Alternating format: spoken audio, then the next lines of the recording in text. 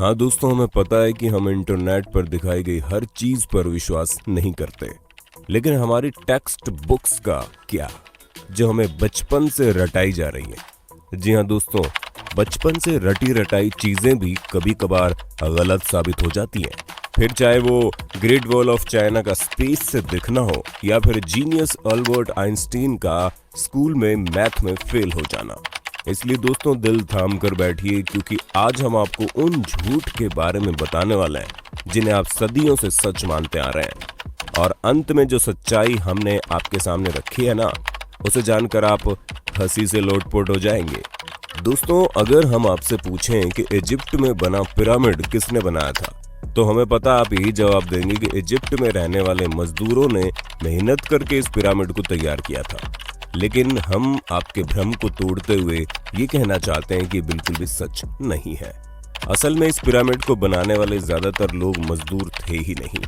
जी हाँ, इस पिरामिड को बनाने के लिए एंशिएंट इजिप्ट की अच्छी खासी पॉपुलेशन ने अपना बढ़ चढ़कर योगदान दिया था, जहाँ करीब 85 सालों तक, जिसमें 2589 बीसी से लेकर 2504 बीसी का समय लगा।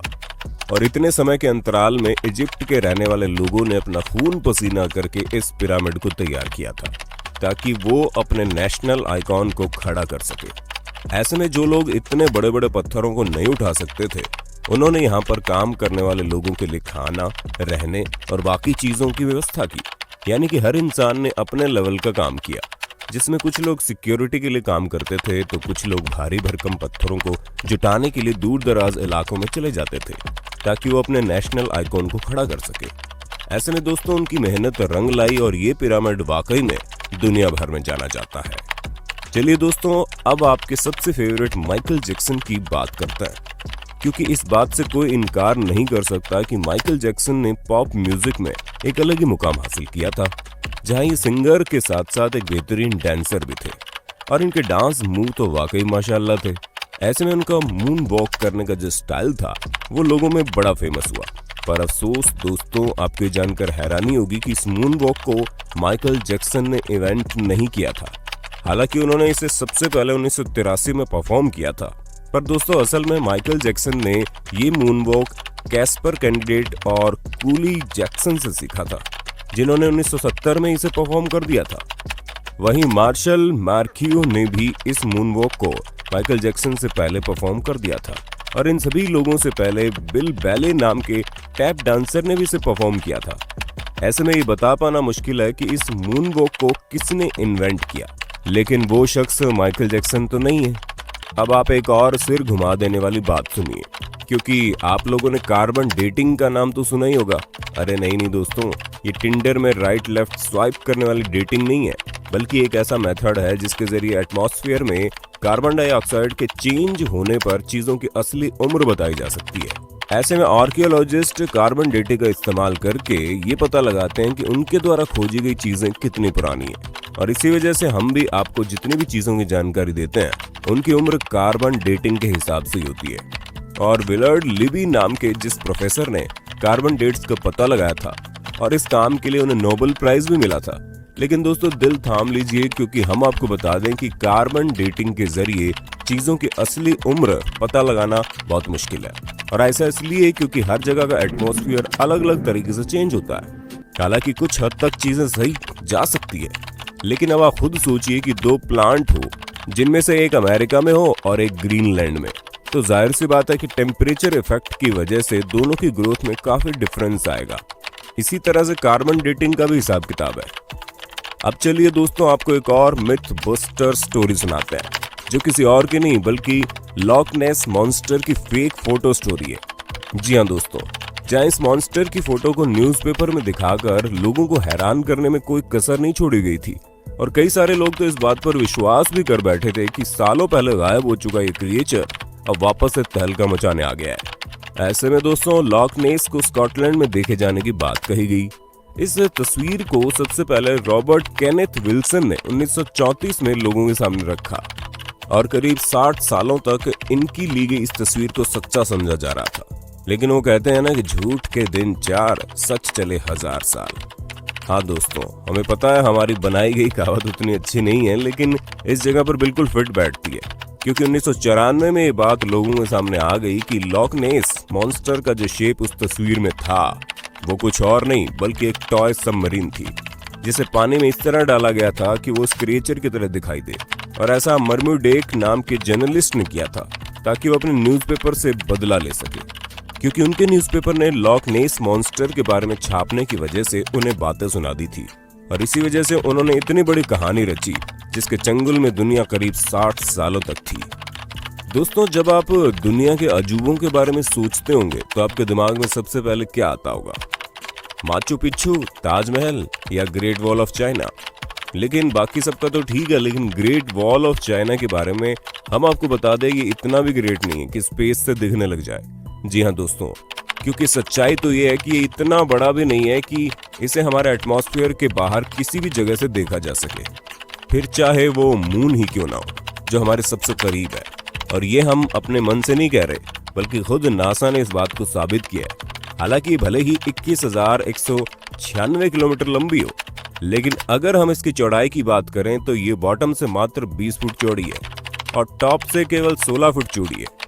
हम आपको बता दें कि ये अफवाह 1754 के आसपास शुरू हुई। ऐसे में ये चीज हमारे चांद पर पहुंचने और स्पेस में सैटेलाइट पहुंचाने से बहुत पहले की बात है।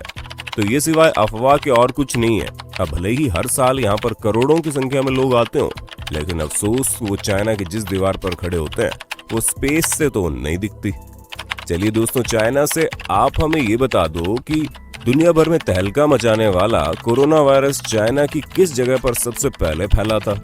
हमें पता है आपको जवाब पता होगा, इसलिए कमेंट बॉक्स में एक भी इंसान का जवाब छूटना नहीं चाहिए।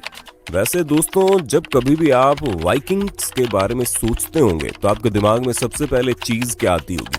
हमें पता है ज्यादातर लोगों को बड़े से जहाज का साइज और सींग निकले हुए हेलमेट याद आते होंगे, पर हम आपको बता दें ये दोनों ही चीजें झूठी हैं, जो कि हमारी मेन स्ट्रीम मीडिया द्वारा हमारे दिमाग में डाली गई।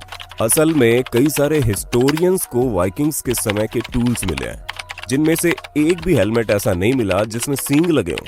हालांकि ये माना जा सकता है कि वो लोग लड़ते टाइम खुद को बचाने के लिए हेलमेट का यूज करते होंगे, लेकिन इसका मतलब ये नहीं है कि उनके हेलमेट में ही डायरेक्ट सींग लगे हो। दोस्तों, ये जो अफवाह है ये तब से फैलनी शुरू हुई जब गुस्ताव मालस्ट्रोम नाम के आर्टिस्ट ने अपने आर्ट में वाइकिंग्स के हेलमेट में सींग लगा दिए, और तभी से लोग ये समझने लगे कि उनके हेलमेट में सींग होते थे, जबकि ऐसा कुछ भी नहीं है। तो दोस्तों, हमें पूरी उम्मीद है आपको अपने होस्ट और दोस्त सैम की वीडियो में मजा आ रहा होगा। अगर हाँ तो साथ ही वीडियो को लाइक करते चलिए, ताकि हम फ्यूचर में भी इसी तरह की इंटरेस्टिंग वीडियोस लाते रहें। दोस्तों, अब हम आपके दिमाग की सबसे बड़ी उपज को दूर करते हैं, क्योंकि कई सारे लोगों को ये सिखाया जाता है कि अल्बर्ट आइंस्टीन, जो कि इतने बड़े जीनियस थे, वो हाई स्कूल में बेसिक मैथ की वजह से फेल हो गए थे। तो दोस्तों, ये बिल्कुल गलत है। जी हाँ, ऐसा कुछ भी नहीं है, बल्कि आइंस्टीन तो उल्टा मैथ के जीनियस थे, जहाँ मात्र 15 साल की उम्र में उन्होंने मैथ में अपनी बहुत अच्छी पकड़ बना ली थी।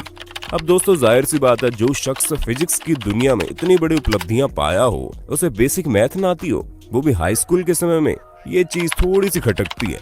पर हमें तो बुरा उन लोगों के लिए लगता है जो ये सोचते हैं कि उन्हें मैथ नहीं आएगी, फिर भी वो साइंटिस्ट बन जाएंगे। अरे दोस्तों, साइंटिस्ट बनने के लिए मैथ भी जरूरी है, ठीक उसी तरह जिस तरह सिंगर बनने के लिए अच्छा गाना जरूरी है, और डांसर बनने के लिए अच्छे मूव्स करने जरूरी हैं, क्योंकि ये सभी चीजें बेसिक्स हैं। दोस्तों, हमें पता है आपको इस बारे में कुछ भी पता नहीं होगा, लेकिन हम आपको बता दें कि 19वीं सदी के मध्य में अमेरिका में एक बहुत बड़ी अफवाह चली थी, जहां पर सिगरेट बेचने वाली कंपनियां एडवर्टीजमेंट में कहती थीं कि सिगरेट सेहत के लिए अच्छी होती है।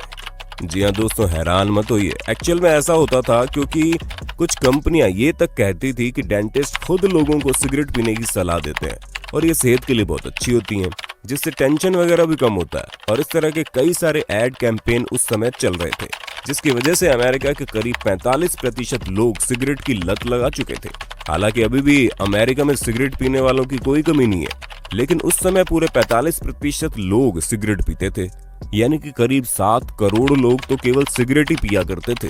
वो तो बाद में पता चला कि ये सेहत के लिए हानिकारक है, जिससे भगवान आपको अपने पास जल्दी बुला लेते हैं, और इसी वजह से लोगों ने मरने के डर के कारण सिगरेट को टाटा बाय बाय कहना जरूरी समझा। पर शायद अभी भी कुछ लोग इस बात को नहीं समझते हैं। दोस्तों आज के लिए बस इतना ही। उम्मीद है आपको हमारी वीडियो पसंद आई होगी। अगर हाँ तो इस वीडियो के बारे में हमें कमेंट करके जरूर बताना और ऐसे इंटरेस्टिंग वीडियोस लगातार देखने के लिए हमारे चैनल को लाइक शेयर और सब्सक्राइब करना बिल्कुल ना भूलें। धन्यवाद।